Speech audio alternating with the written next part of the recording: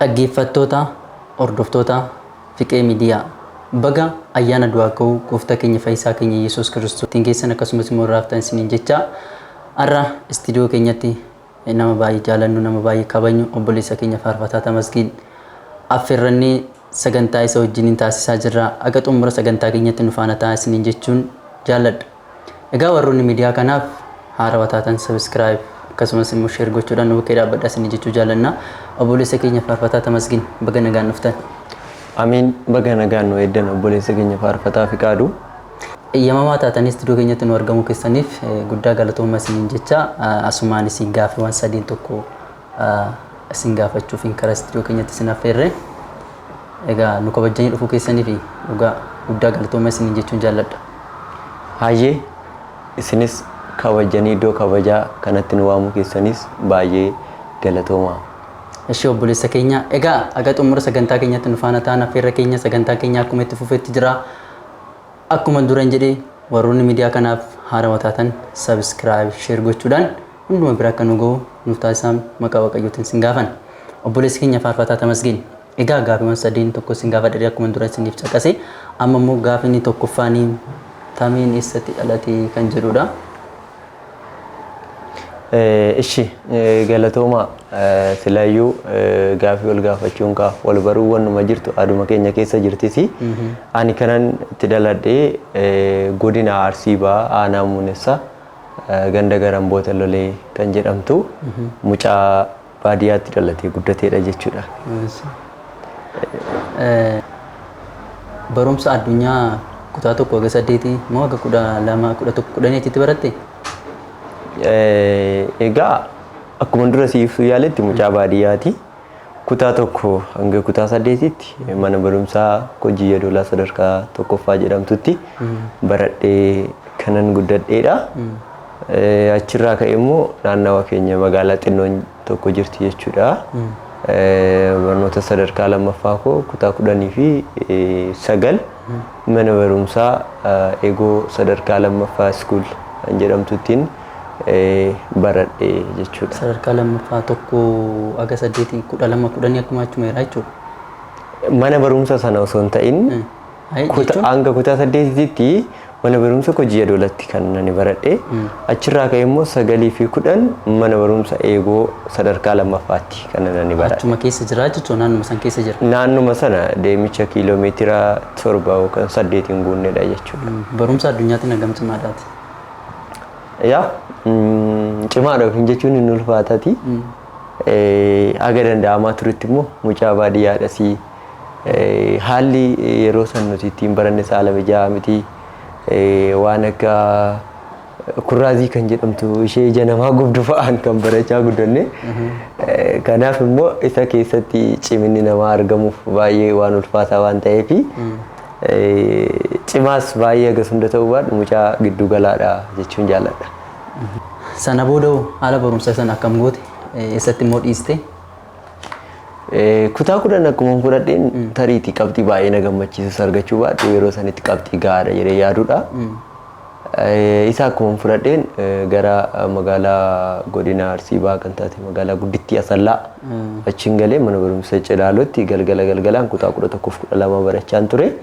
Garuu immoo hin teenye sadarkaa TVTtti illee qabxuma kutaa 10 saniin galmaa'ee atileet Qananiisaa Baqqalaa kan jedhamu Baalataawoo mana barumsa mootummaati. Achitti elektirisiitii barachaan ture. Sanbataan immoo akkaawuntiingii yeroo san kooleejii kan jedhu yeroo jalqabaa irratti eegalee sanbataan immoo isa barachaan ture. Galgala immoo kutaa 11 fi 12 barachaan ture. Akkasumatti osoo hin jiru Waaqayyoof haa galatu sadarkaa saniin osuma hin deemu kutaa 11 fi 12 kos nan goolabe.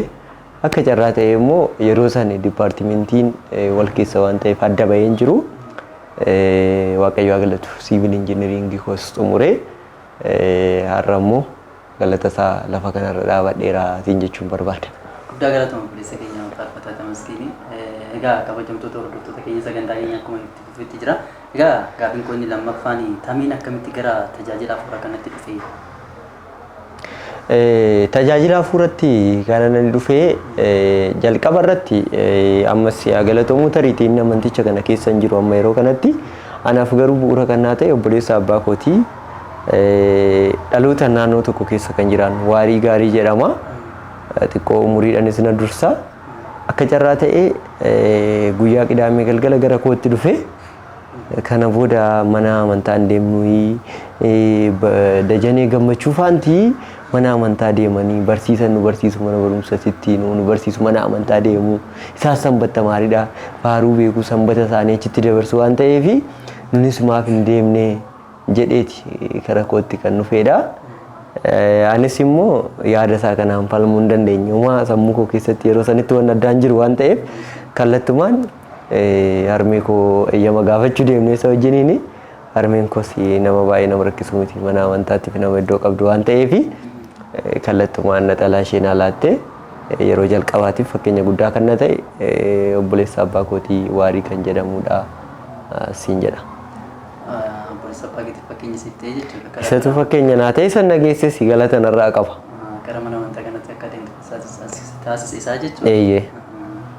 Mee tajaajila hafuuraa keessatti na mudatee kan jettu jiraate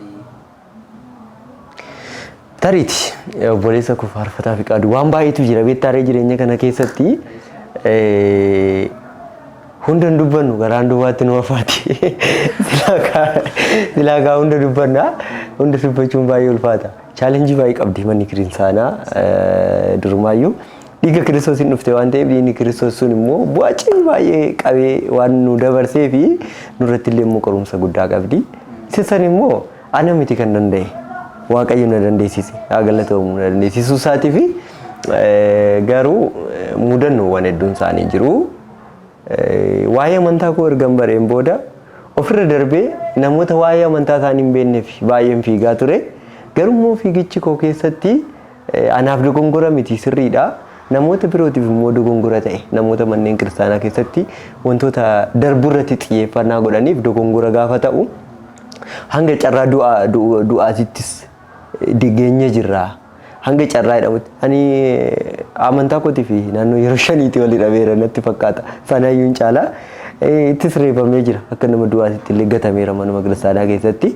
Hagalatamu waaqayyoon immoo waan hundaafuu sababa waan qabuuf achi keessatti sifatee har'aan nagahee jira. Taateewwan tokko dhaga'ee ture mana amantaa keessattanis reebamtanii jirtu amantaa keessanii jettaniittis baay'ee dhiibamtanii jirtu. Mee kanarratti kun akkamitti ta'uu danda'e? Sababa maaliif? Egaa silaa baay'ee dubbachuun barbaadu maafi dhaloonni bara kanaa baay'ee ittiin kufuu danda'u ittiin dogongoruu danda'u jedhee waan baay'ee keessa kootti hambifachuun barbaada. Garuu immoo dhiibamsii fi dhimmi nurratti waggaa tokkoof ji'a muraasa booda ta'e tokko jira ture.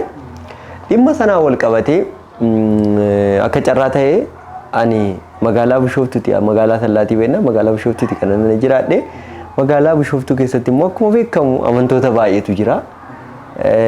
Mana kiristaanaa keessaa hiriyoota koo nama 5 akkas kan ta'an biyya magaalaa Sallaadhaa wajjin hin dhufne gaafa isaan fannoo isaanii kutanii fi gaafa isaan mana kiristaanaa ishee qulqulleetti Kiristoos dhiiga isaanii bu'uureessanii kennu kana jibbanii gaafa isaan ba'an gaafa laalu mana kiristaanaa keessatti maaliif kuni ta'a waan jedhu tokko sammuu koo keessatti uumamuu eegale. Guyyaa sanarraa ka'ee afaan kun gaafa duune inni dhaabbata. Wanti kamtuyyuu lubbuu teenyadha kan boqottu gaafa nun duune foon keenyaniin gaafa nun addunyaa kanarraa kontiraata keenya xumuranne kan jiraattu lubbuu teenya duwwaadha. Gaafan kana laalu sabni kiristaanaa waan xiqqaa kanaaf afaan jechuun waan xiqqaadha akka kootiif akka fedha waaqayyotti dubbachuu dandeessa waan ta'eef afaan sababa isaa kan ta'e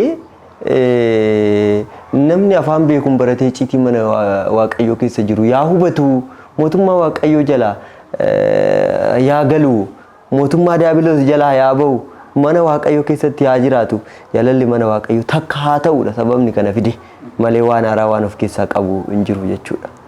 Sababa kanarraa kan ka'e akkana dhiibamtanii jirtu jechuudha. Sababa kanarraan kan ka'e jecha moorra darbinee miidhamni qaamayyuu hanga nurra ga'utti ga'ee ture. jechamoonni achi keessatti sammuu keenya haadhosan hedduun isaanii jiru. Yihuudoonni gooftaa Yesuus Kiristoosin gurguratan dhufaniiru jedhu. Nummoo yihuudummaa osoo hin ta'in sabni Waaqayyoo maaliif mana Waaqayyoo keessaa bahee badaadha malee yihuudummaa hin qabnu. Yihuudummaan mana kiristaanaa keessaa nama balleessuudha malee mana kiristaanatti nama fiduu miti jechuun jaalladha obboleessa koo. Ammoo maal irratti?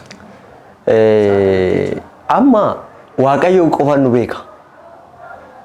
Kana gaafa siin jedhu Waaqayyo qofaan nu beeka gaafa siin jedhu nun dhimma sanarraan ka'ee mana kiristaanaa keessa gaafa dhanne ijoolleen kun dhimma biraatiif deemu jedhame guutummaan guututti waan amanamee jiruu fi nuni yeroo namni nun arginetti mana Waaqayyoo deemnee hin waaqeffanna. Riyaa koo faarfataa naatiin jira nu lachuu namni nutti hin badinneedhaaf yeroo namni nun arginetti Waaqayyoon keenya deemnee hin galateeffanna hin waaqeffanna.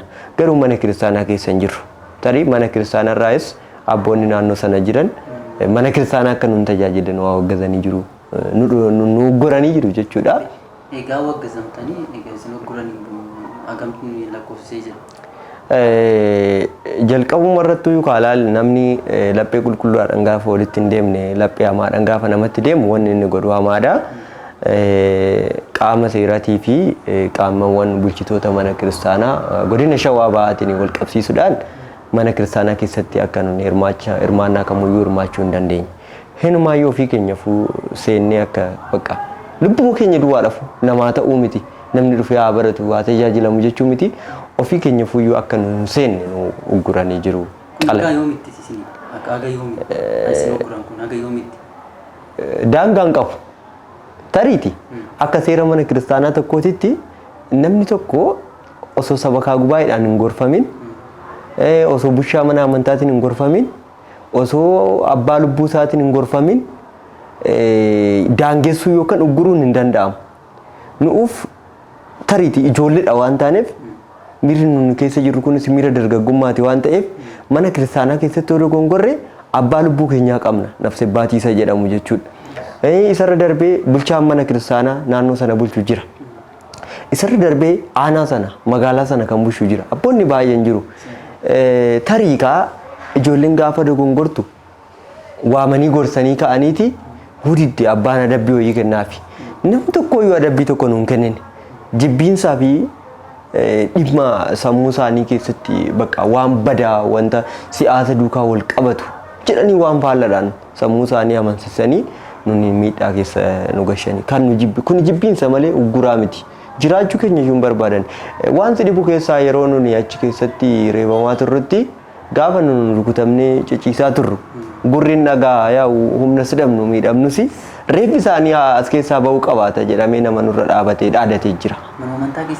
Mana amantaa keessatti walgayiitu jira jedhaniitoo yaa'iidha wajjin hin teessu jedhanii bulchaan mana amantaa waame barreessan mana amantaa bakka jirutti.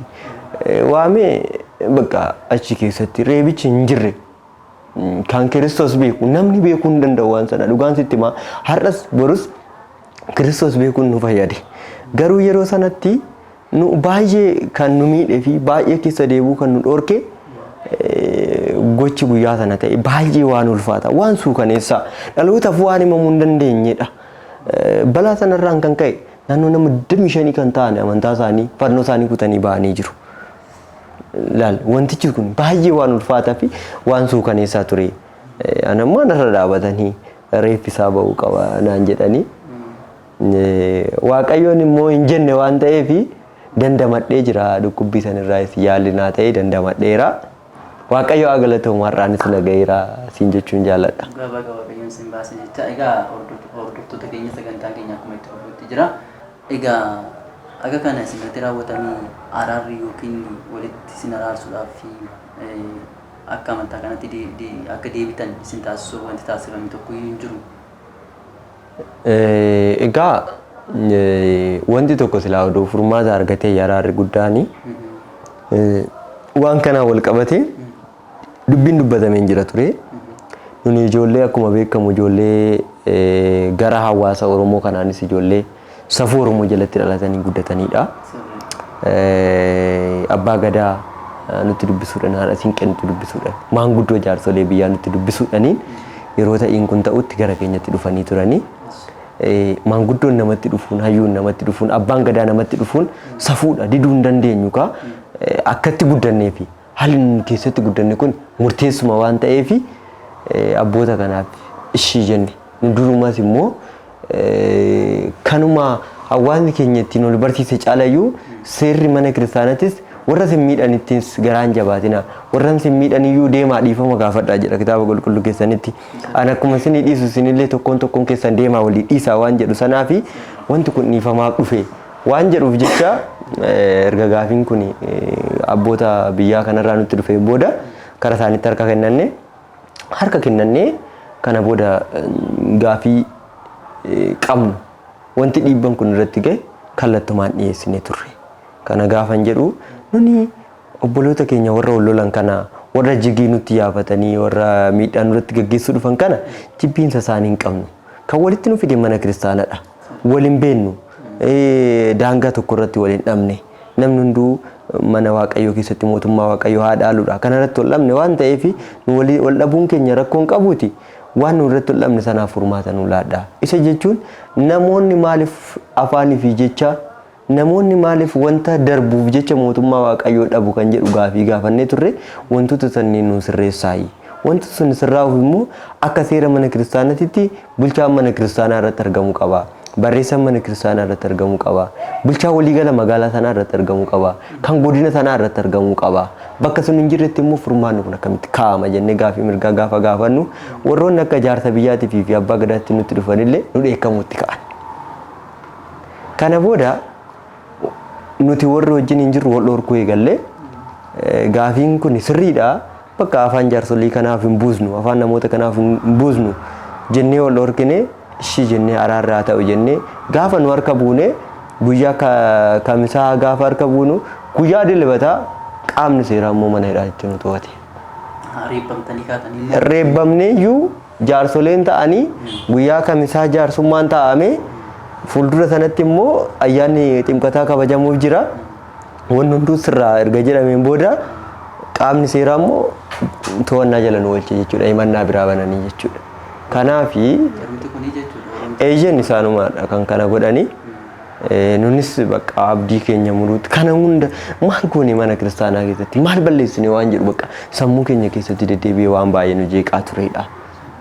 Kanatu jira baay'ee dubbachuun ni ulfaata waa'ee mana kiristaanaa kana dubbatteetti na dubbiste obboleessa koo faarfataa fi qaaduu malee baay'ee ulfaata maaliif yoo jetti loonni hanga keenya waan hubatiin duubaa keenya kan jiranii daa mana kiristaanaa keessa waan akkanaatii jiraadhanii itti baduu itti dogongoruu danda'u waan ta'eef namaaf dogongora ta'uu hin barbaadu waan sana dubbachuu hin barbaadu guyyaa tokko hundumaayyuu kan uume anas warra sanis kan uume afaan kana keessattis kan dhalachiise isaanis afaan san keessatti kan dhalachiise hundumaayyuu gingilchaa dhugaatiin gingilchaa adda baasuu kan danda'u ilmi dubaroo maariyaam kiristoos dubbachuu danda'a waan jedhee inni murteessuu danda'a jedhee waan yaadee jiruuf baay'ee dubbachuu hin barbaadu siin jechuun jaaladha dhiifama wajjin.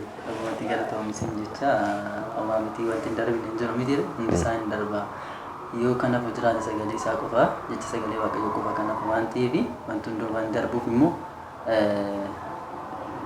wanni jechuun hin barbaachisu. Kanaafuu jajjabaadhu. Ammoo furmaanni jiru maalidha jettee yaaddameeti? Furmaanni hin jiraa? Akka kootti furmaanni hin jira. Nuti furmaata fi hiika ta'uu dadhabne malee furmaanni hin jira. Furmaanni jiru maalidha? Bara kana keessa haatiif abbaan keellee lubbuu keetiif wabii ta'uu hin danda'ani. Obboleewwan keetis namoonni qabeenya qabanis namni kamuu lubbuu keef wabii ta'uu hin danda'u. Lubbuu keetiif wabii ta'uu kan danda'u si duwwaadha. Furmaanni ani kaayee darbu immoo furmaanni ni jira kan naan jettee fi lubbuu kee fayyifachuudhaaf waaqayyoon wal arguun furmaata hunda caaludha. Anaa furmaanni jiru dhiibinsi akka jirutti ta'ee jibbiinsa akka jirutti ta'ee ilaalcha akka jirutti ta'ee furmaanni hin jira jedhee ani yaadu immoo lubbuu keenya fayyisuudhaaf eessa